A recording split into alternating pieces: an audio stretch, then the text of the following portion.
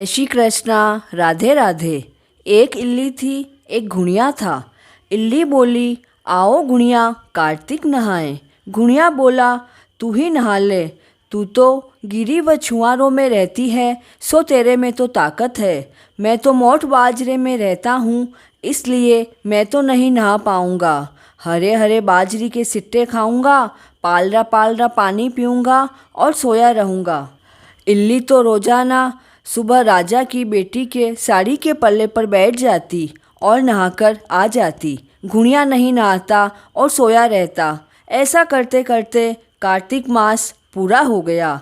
कार्तिक की पूर्णिमा के दिन दोनों मर गए।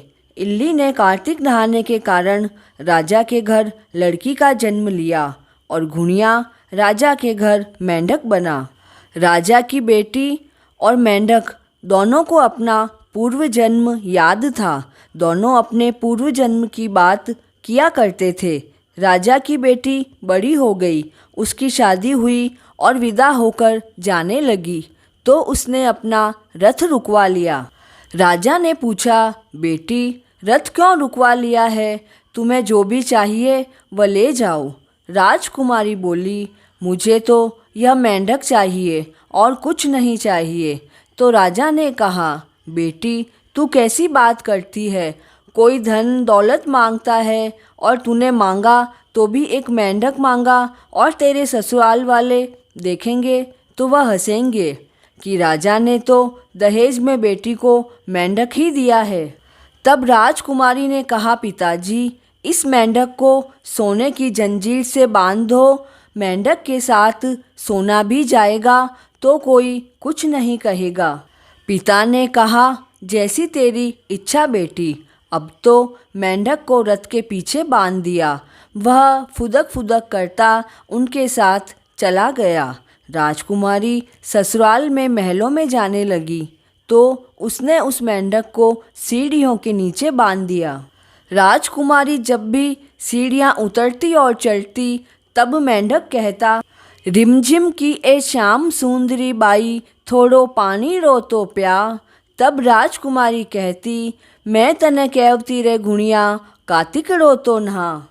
एक दिन राजकुमारी की देवरानी और जिठानी ने यह सब सुन लिया और वह राजा के कान भरने लगी और कहने लगी, कंवर सा, आपने राजकुमारी से शादी की है या किसी जादूगरनी से?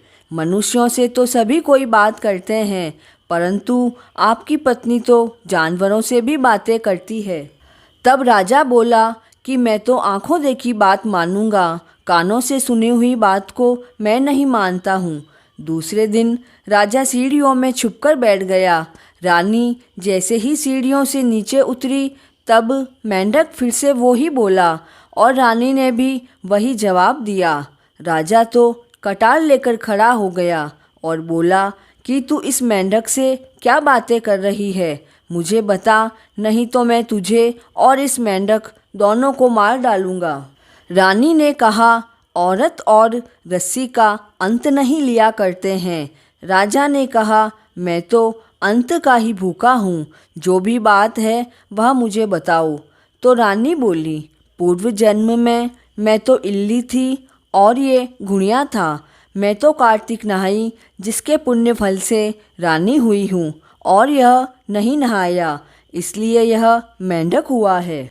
हम तो पूर्व जन्म की बात करते हैं। यह सुनकर राजा ने कहा, कार्तिक नहाने का अगर इतना पुण्य है तो इस बार हम दोनों जोड़े से कार्तिक स्नान करेंगे और खूब दान पुण्य करेंगे। दोनों ने कार्तिक स्नान किया।